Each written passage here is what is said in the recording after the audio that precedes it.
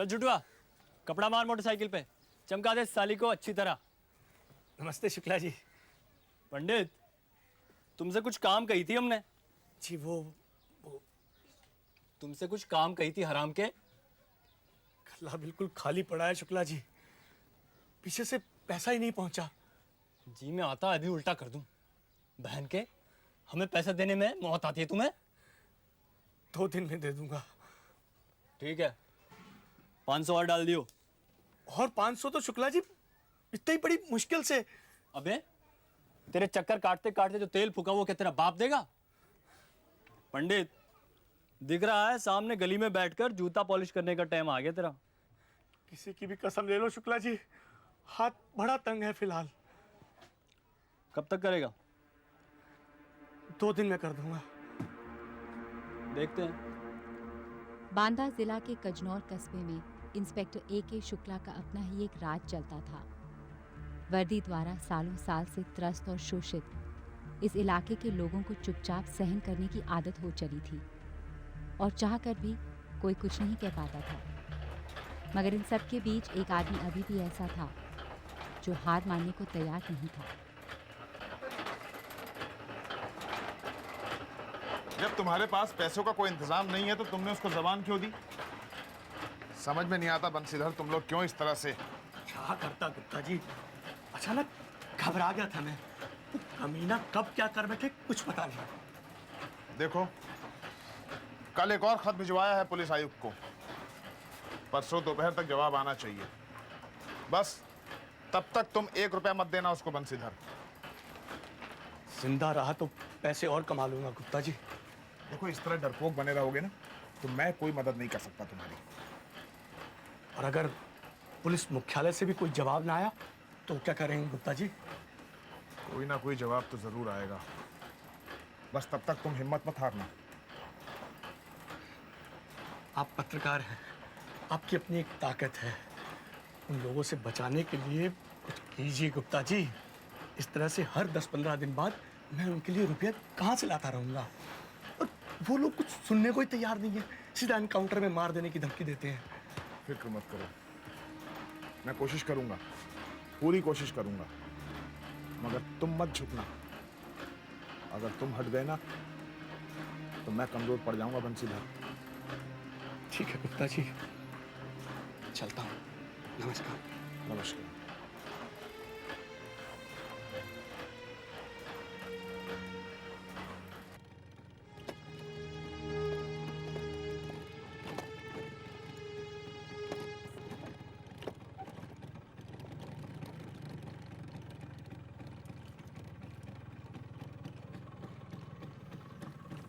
शोर है लल्ला,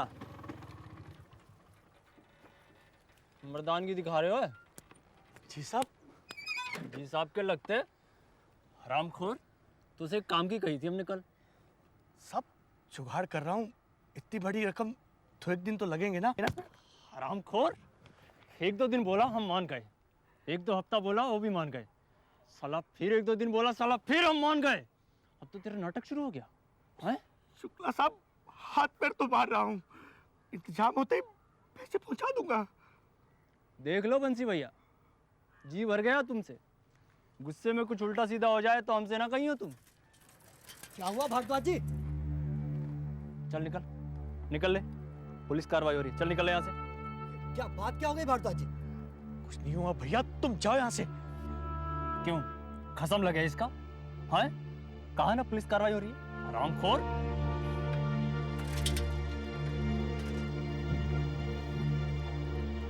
सुन, आंखें किसे दिखा रहा है तू? हाँ, आंखें किसे दिखा रहा है? हाँ, जा रहा हूँ तो जाने दो ना। क्यों, दादा हो गया तू अचानक से? हाँ, इस इलाके का शेर हो गया तू? हाँ, क्यों बे? जाने दो साहब, क्यों बिला वजह तुम भी? हरामखोर, तमीज सिखा रहा है? तेरा बाप हमारे घर की गंदगी साफ किया करता था।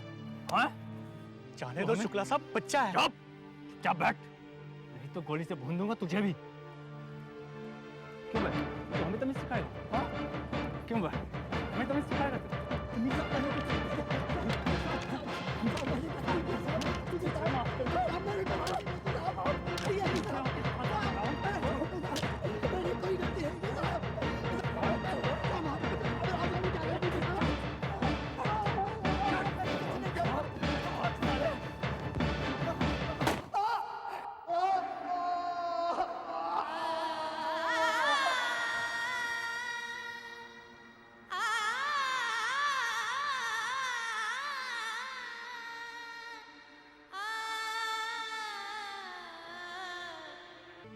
इनकाउंटर के नाम पर किसी को भी मार देना इंस्पेक्टर शुक्ला के लिए आसान सी बात हो चली थी। हरिया की निर्मम हत्या ने रामशरण गुप्ता को झंझोर दिया था। उन्हें ज्यादा तकलीफ इस बात से थी कि और कोई भी इन आपराधिक तत्वों के खिलाफ कुछ नहीं बोल रहा था। अगले ही दिन गुप्ता उस इलाके के थानाध्यक्ष श्री द्विवेदी से मिलने पहुंचे।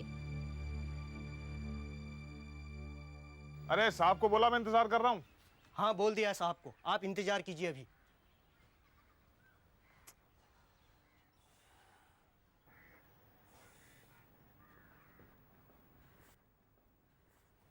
अब क्या हुआ गुप्ता जी?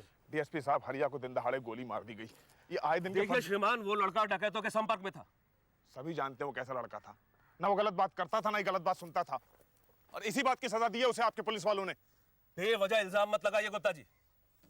मेरे पास कागजात हैं जो ये साबित करते हैं कि उस वक्त वो अपने गिरोह के साथ था। जानता था आपके पास आने का कोई फायदा नहीं है। जो आदमी खुद ये मानकर बैठा हो कि जो कुछ हो रहा है सब सही हो रहा है, उससे क्या उम्मीद की जा सकती है?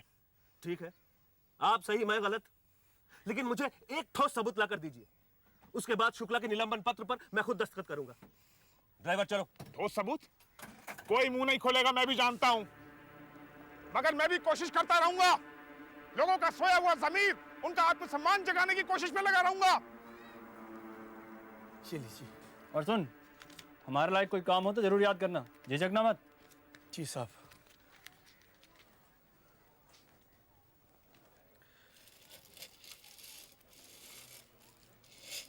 पंडित, जात तो नहीं भूल गया अपनी, या भूल गया? जी जी, हरिया अय्यर की मुठभेड़ में मैं तो वहां था ही नहीं। किसी की भी कसम ले लीजिए साहब। याद रखना पंडित। जयराम जी की। जयराम जी।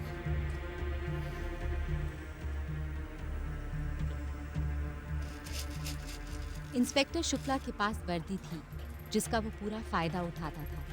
लिहाजा रामशरण गुप्ता को कुछ भी ऐसा नहीं मिला जिससे शुक्ला को आड़े हाथों लिया जा सके।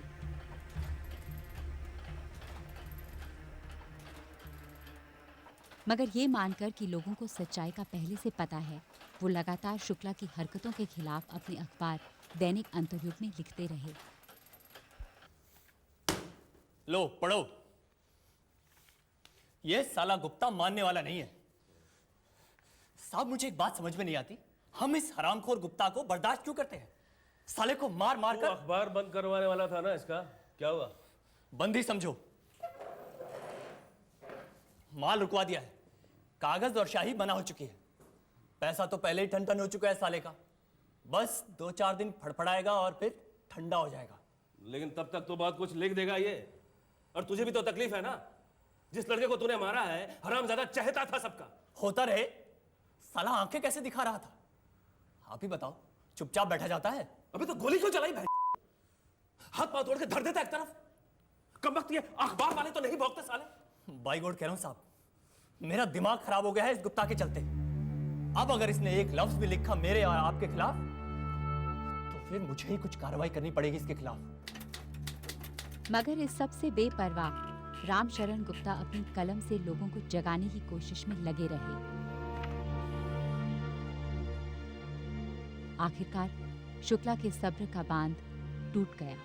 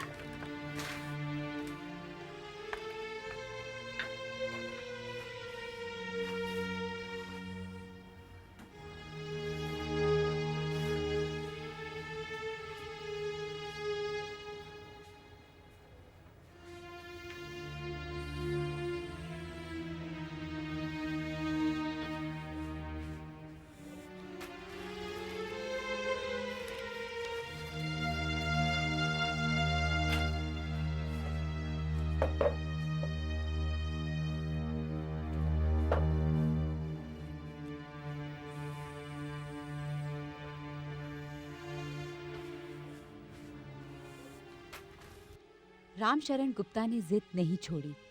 शुक्ला ने जितना उन्हें तोड़ने की कोशिश की, उतनी ही उनमें हिम्मत आती गई। भाइयों बहनों, आज हम सब इसलिए इकट्ठा नहीं हुए हैं कि हमें पुलिस बर्बरता के खिलाफ आवाज उठानी है, बल्कि इसलिए भी इकट्ठा हुए हैं कि आज हमें दिखाना है कि शासन यदि प्रजातंत्र से ऊपर उठने की कोशिश करे तो उसका क्या हश्र हो सकता है। गुप्ता जी।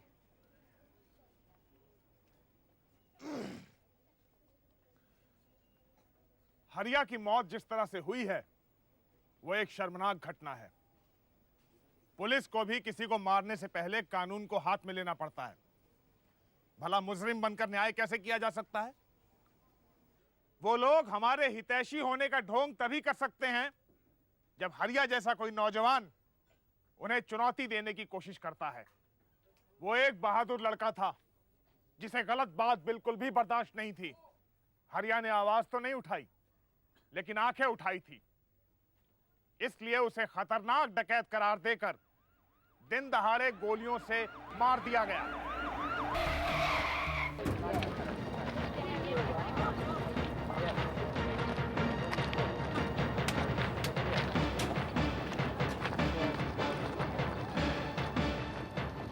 अंतर्युग के बंद होने के बावजूद रामशरण गुप्ता अपनी आवाज लोगों तक पहुंचाने में सफल रहे। डर डर के सही, लेकिन लोग उनकी बात सुनने को तैयार थे और रामशरण गुप्ता के लिए ये एक महत्वपूर्ण शुरुआत थी।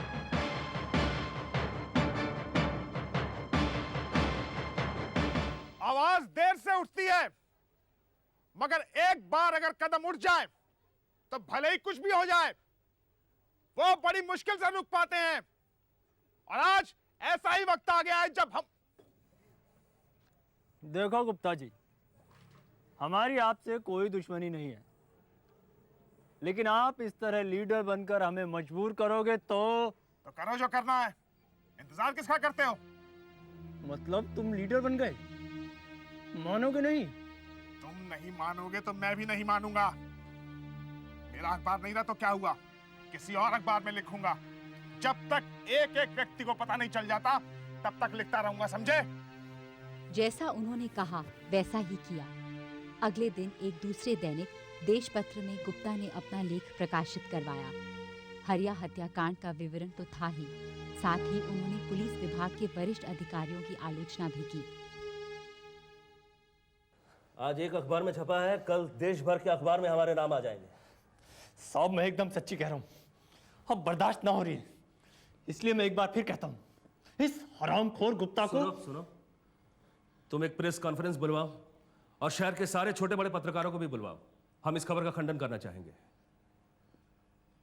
उसके बाद मैं इस साले रामशरण गुप्ता को देखता हूं।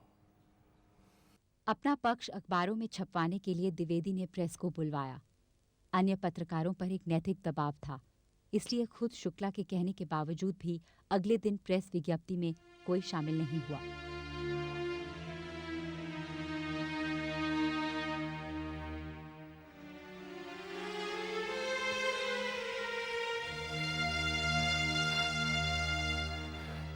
सिर्फ एक हाँ साहब, साले हरामखोर, इनकी बहन की ये क्या है साहब? इतनी हिम्मत हो गई सालों की। सुन शुक्ला, अगली बार मुझे किसी डकैत की नहीं बल्कि ऐसे ही किसी हरामखोर की मौत की खबर सुननी है। पुलिस ने जिस तरह से लोगों पर दहशत जमा रखी थी, उस लिहाज से पत्रकारों का ना पहुंचना बहुत बड़ी बात थी। अब रामशरण गुप्ता शुक्ला के लिए एक व्यक्तिगत चुनौती बन चुका था। वो अपने इलाके के एक जाने माने गुंडे मन्नू महाराज से मिला। जी क्या बात है, धन्यवाद हमारे शुक्ला जी। खुद काहे को पधारे साहब। अखबार वखबार पढ़ते हो कि नहीं आजकल? काम धंधा इतना बढ़ गया, ससुर के फुर्सत ही नहीं मिलती अखबार पढ़ने की। इलेक्शन में इसलिए तुम्हारी मदद की थी, बहन के अपना काम करते रहो, हमारी परवाही ना करो। मन्नू महाराज गुस्से में लगते हैं शुक्ला जी। बोलिए किसकी सामत आई है? तुमसे एक जरूरी काम है। मन्नू महाराज जैसे लोग अक्सर गुंडागर्दी के बल पर राजनीति में काफी सक्रिय थे। पुलिस से मिली भगत का फायदा यही था कि वक्त पड़ने पर एक दूसरे की मदद की जा सकती थी।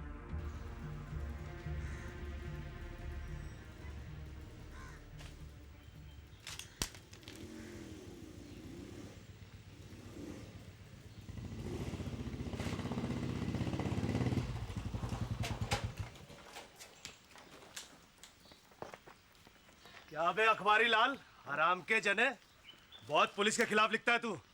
हाँ? देखो अरे तुम कौन?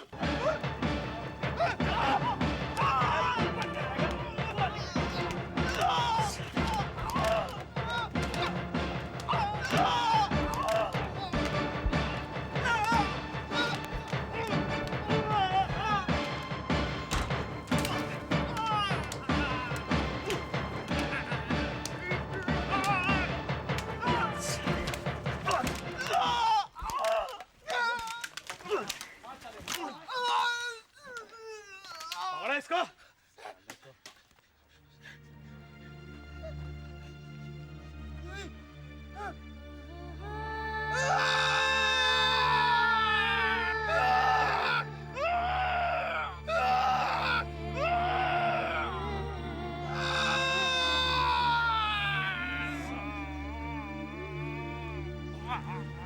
अंतर्युग लिखेगा हरामी साला।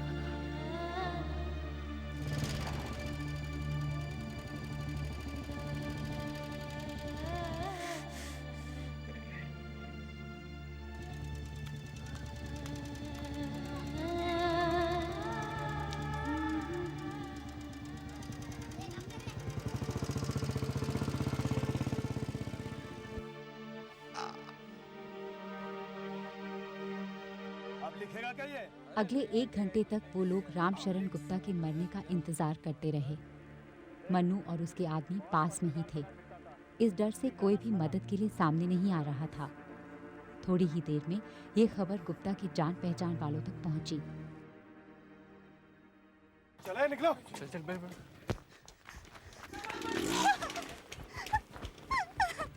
चलिए चलिए अस्पताल चलते हैं। चलिए।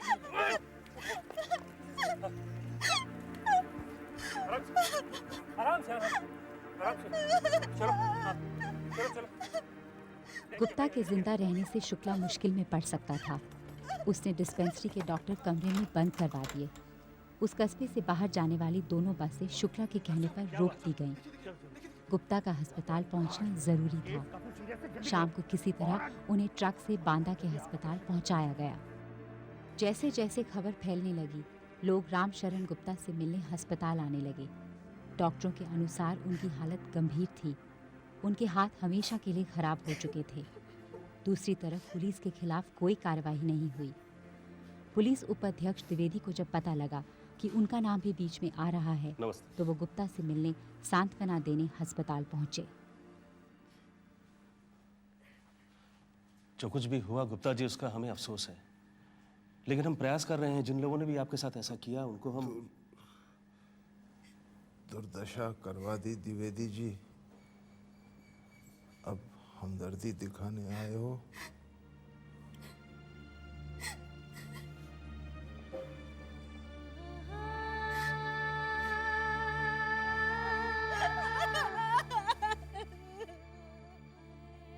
अगले दिन रामशरण गुप्ता ने दम तोड़ दिया। उनकी मौत की खबर से चारों तरफ जनाक्रोश फूट पड़ा। जैसा वो कहा करते थे वैसा ही हुआ। उनकी मौत ने लोगों को इकट्ठा कर दिया और अचानक चारों तरफ पुलिस विरोधी नारे लगने लगे। अब जिम्मेदार लोगों के खिलाफ कड़ी कार्यवाही की मांग हो रही थी। जब प्रदर्शन और घेराव काबू से बाहर हो गए तो खुद मुख्यमंत्री श्री मिश्रा को बीच में आना पड़ा। कुछ दिनों बाद वो सांत्वना देने के लिए खुद गुप्ता के घर पहुंचे। नमस्ते जी। जो कुछ हुआ हमें उसका बहुत खेद है।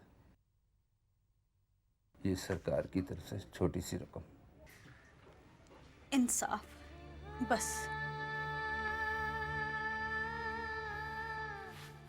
मुख्यमंत्री श्री मिश्रा के चलते मामले की फौरन सुनवाई हुई और शुक्ला के साथ साथ मन्नू महाराज और उसके आदमियों को उम्र कैद की सजा सुनाई गई।